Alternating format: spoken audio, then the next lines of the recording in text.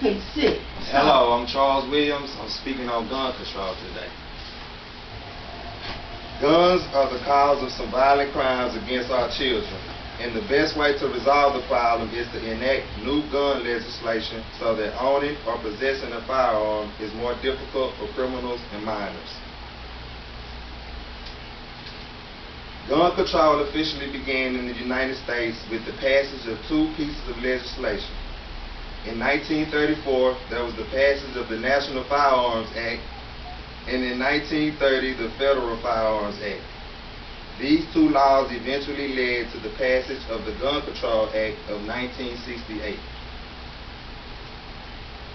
President Johnson signed the Gun Control Act of 1968 into law and included the amendment to the 1934 Act, extending the tax on destructive devices and keeping the registration requirement which the NRA had attempted to vote out.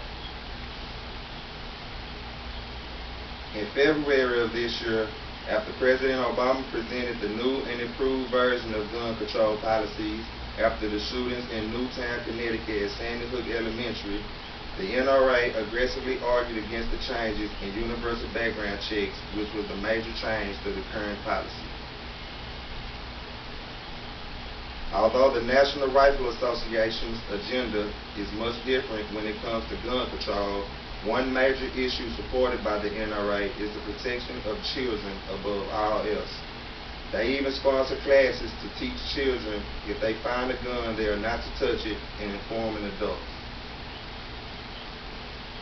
According to David Rifkin Jr. and Andres Grossman in the article entitled Gun Control in the Constitution, the NRA is not against procedural background checks, but they are against any undue burden that may be placed on the rights of law-abiding citizens to protect themselves. There are more of our children losing their lives to guns, and more families and citizens standing up and speaking out over the issue, while the war inside and inside the government are raging with the National Rifle Association. The best way to resolve the problem of gun violence facing our children in today's society is to enact new gun control laws. In President Obama's words, we will never be able to eradicate every act of evil in this country. Yet Congressman John Carney states that if we can save even one child's life, we have an obligation to try it when it comes to the courage of gun violence. In the United States, 2,947 children died from guns in 2008 and 2,793 in 2009.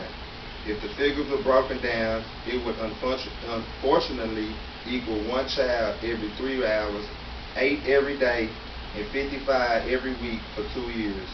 As a country, the United States needs to do what is necessary to protect our children.